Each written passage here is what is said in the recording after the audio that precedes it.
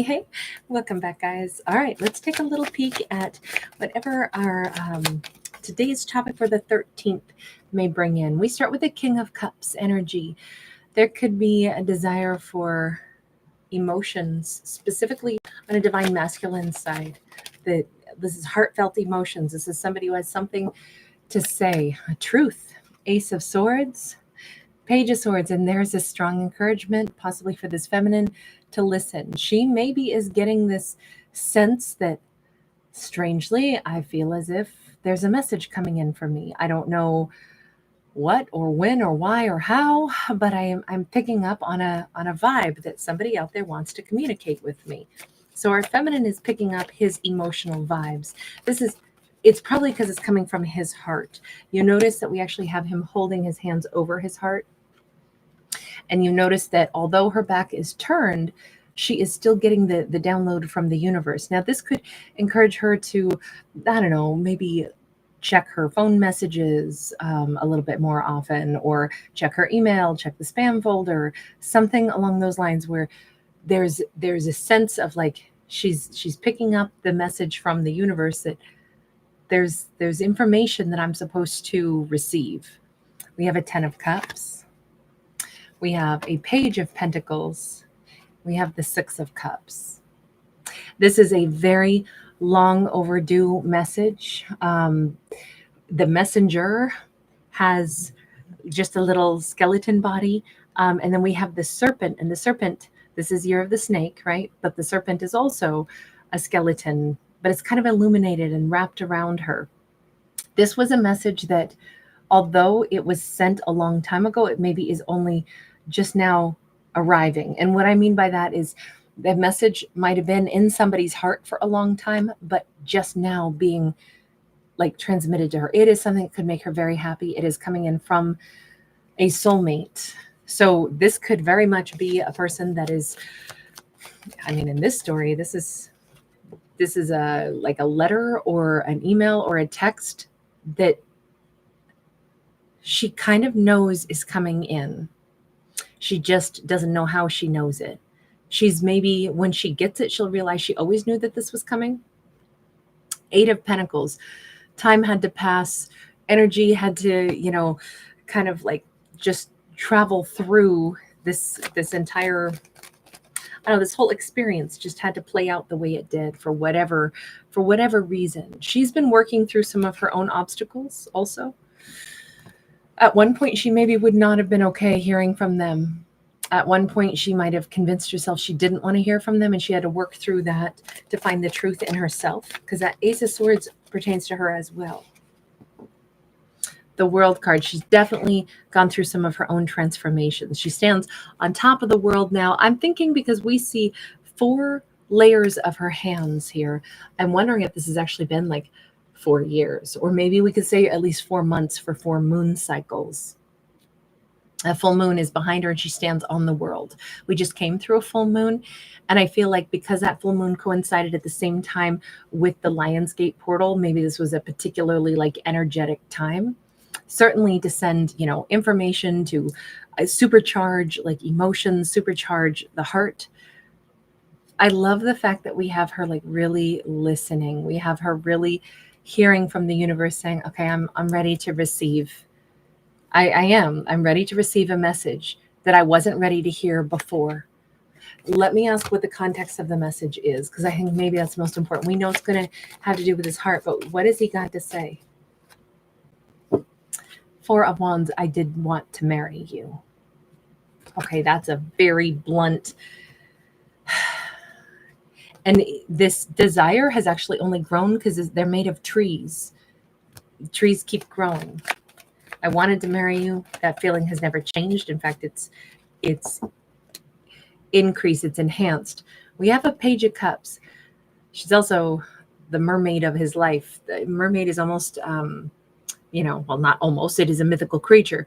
It's like, this is the apology for whatever happened in the past. You notice she's looking back at the past and seeing this little skeleton, but then also looking ahead. It's like, I'm sorry for everything in the past. What happened in the past that you have to apologize for? Nine of Pentacles for not being like truly like balanced and entirely like single and, you know, empowered the way I should have been maybe when I met you. That's kind of what it looks like the context of this message is. The Hanged Man, the Queen of Wands. I'm sorry that you had to wait for me to get to where you were, to genuinely be in Queen of Wands energy, to genuinely be, you know, feeling empowered. I'm sorry that I left you hanging. I left you waiting. I'm sorry I wasn't really in Nine of Pentacles energy. That's, you know, that's where we do work on ourselves and we feel really empowered. Now he is sending this letter. He is writing this in order to say these things straight from the heart. So I don't, and I'm hearing Bryan Adams straight from the heart, but I don't see him, you know, sidestepping anything. I don't see him trying to soften this message. I see him just laying it all on the line here. Can I get one more card? The Hermit. It's also, now I'm hearing, is it Sting? Every step you take, I'll be watching you. You notice how we actually have two people nose to nose, but unable to see each other. And this is that Hermit's energy. This is Virgo. And she's up in this tree of life all by herself. And it's a pretty spindly little tree. And it's like, I'm sorry that I left you alone. I'm sorry that I was right there, you know, keeping tabs on you and still away from you all this time. Okay, this is a very big reveal. This is like, I don't think that there's ever been a time where he more or less did not stay connected to her. He was like always there within, like this could be two people on the other side of a screen, right? I always kind of look at this as like, you know, if somebody's on the other side of like glass, you know, like how in the movies, if somebody goes into a police, you know, whatever interrogation room and they've got like the glass where it's a mirror on one side, but if you're outside, you can look in. That's what this feels like. Like he's always been looking into her world, even if she only saw a mirror image of herself looking back at herself from her side. That if he's had the advantage of knowing that he left her alone, but also like still feeling close to her, whereas she's been out here, you know, only seeing her own reflection, I can see why he'd owe an apology for that as well. There's definitely something here where it's like, and there is an element where she's put on a good face as well. I think he knows that also. You know, sometimes, look, a Queen of Wands can feel like, I know I have value, I know I have worth, but even when things are hard, I'm not going to crumble in front of everyone. I put on a certain amount of a face that isn't 100% real. I do have a mask that I wear because I don't want to let people get too close. I do, you know, wrap my little shawl around me and protect myself a bit. Even though I am, you know, I do have worth and value, I still, it's like she had to withdraw some of her energy to protect herself a bit. He knows that about her too. And I think it's maybe a direct result of her having dealt with him is kind of what this is hinting at. But he's watched all this play out. He knows all this.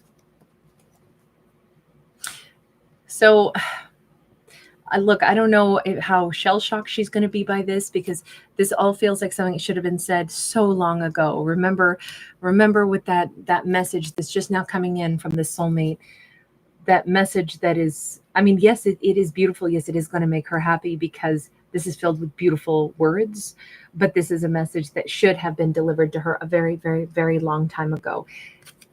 Meaning he's felt this way for a very long time, but it took a really long time to get around to saying all of this. Why is it coming in on the 13th? Knight of Wands.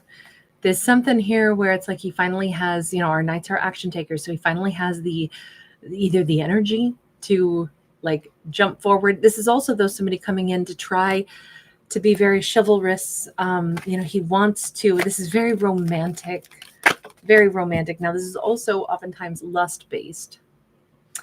10 of Wands. It does feel like he's been this ghostly feature in her life, whether or not she knew it, kind of like dancing with her all this time. And if you look closely at this card, you can see the outline of the moon in this murky energy. He wants very much on the 13th to kind of like bring these secrets to the forefront, because even with the King of Cups and the fact that they gave him a moon for a head, I feel like he has been lurking in her life for a very, very, very long time. All this time.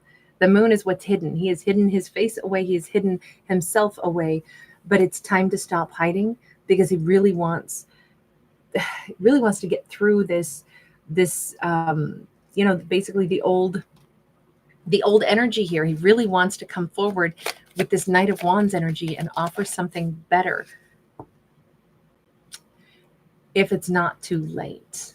8 of Cups. Why is the 8 of Cups here for her on the 13th? And there's 2 versions of her that we see here. We have the Devil. Look, I'm not saying that he's somehow is popping in to protect her, but it almost feels like there's a version of her that is getting over him on the 13th, and a version of her that is about to like maybe step forward with somebody else, and that somebody else could be quite toxic.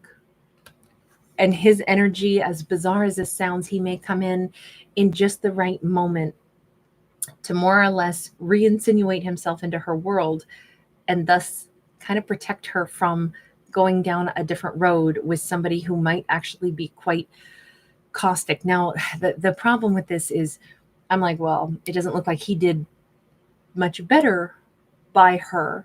But on the other hand, he does actually love her. He is actually a soulmate to her.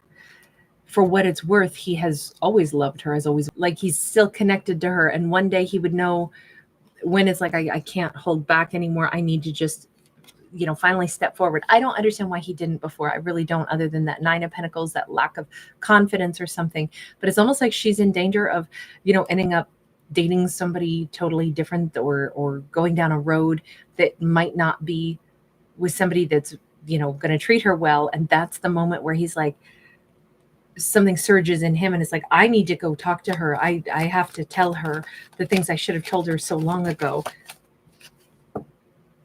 7 of Cups. I'm not going to pretend that it makes a whole lot of sense, because it doesn't. I don't know how he just knows, how he's still so interwoven, interconnected to her energy, but it is as if he's showing up. Even here, he's like a knight in armor. It's like he's going to be protecting her from somebody else that would not be that good to her, somebody who doesn't actually love her, or somebody that would be toxic, even though it doesn't make a lick of sense how he would sense that or know that. It's more, remember, we're dealing with the moon an awful lot in this story, so there's a lot of hidden undercurrents and subconscious knowledge happening in this story.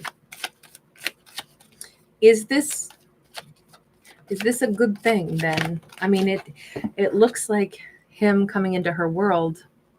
It's honestly, it's a good thing for him too, that he's finally, here it is again, Year of the Snake. This was like almost always destined to happen this year, even though their storyline began a long time ago, probably not in the Year of the Snake.